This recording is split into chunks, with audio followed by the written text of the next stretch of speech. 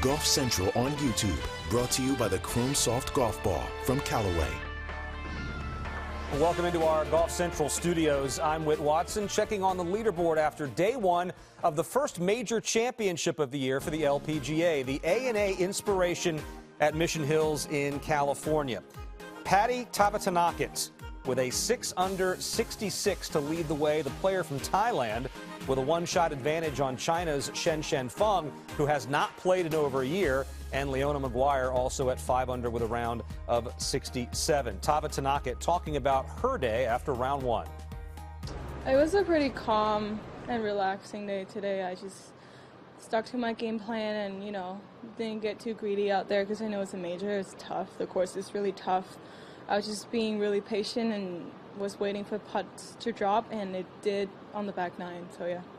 A lot of talk this week about 18, no grandstand, how the course plays as a true island green. You made it look pretty easy. Knocked it out in two pretty simply. Take us through just what you hit, the approach shot, and just the overall kind of strategy you played that hole with.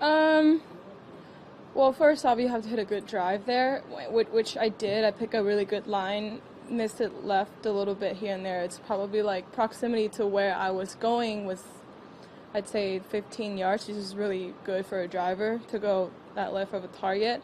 And I mean, I have a 6-iron, so it's pretty much a long par 4. It's 178 to the flag.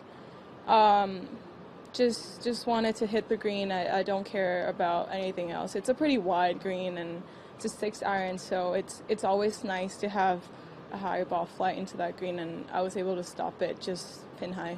Yeah. Steve? Yeah, Patty, it seems like we're talking to you a lot early in the weeks. You're having some really fast starts. What are you learning, and how do you translate that into fast finishes? It takes a lot out here to just play well week after week, day after day. It's a tough, really tough job, tough sport. Not every day is going to go your way. I mean, today wasn't, even though it's a 6-under, it was not a perfect golf.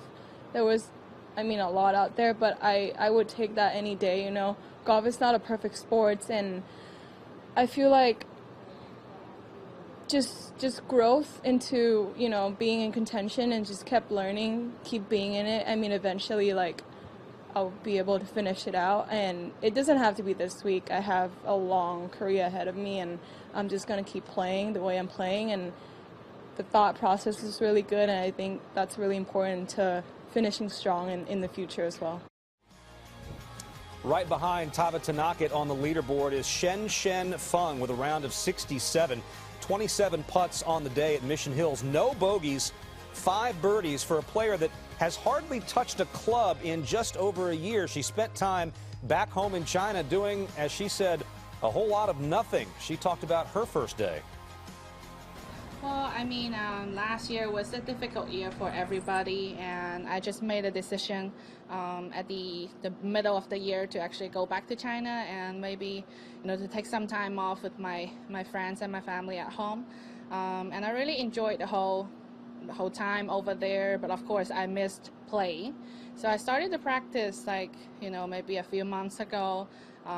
Tried to come back a little earlier, but I couldn't because on the visa, but ANA was the earliest I could make, and I'm so happy that I can be here. It doesn't matter how I really played.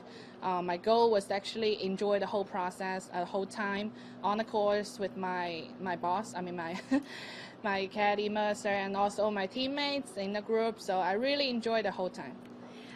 You come back saying not really, you didn't have any high expectations, but then being able to fire a bogey-free 67, what was just going so right for your game this first week at a major championship? I would say that, I'm mentally very fresh because this is my first tournament in, 13, 14 months, I guess.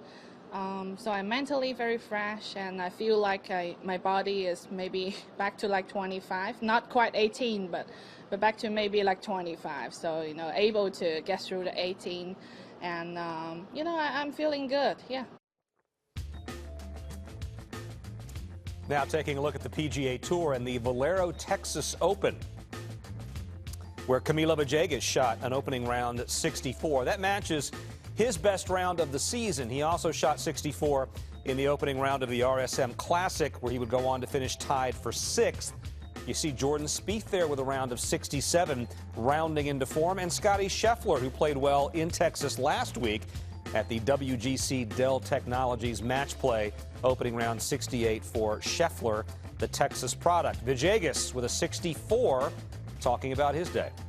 Some days the hole is a little bit big, and that was the case today. I played really good, but I also got a couple nice breaks, made a couple good par saves, and overall it was very solid. Obviously, you don't shoot 8 under not playing good, and no, I'm excited. I like this place, but it's only Thursday, so we just gotta keep patient, keep doing what we're doing, and have fun out there.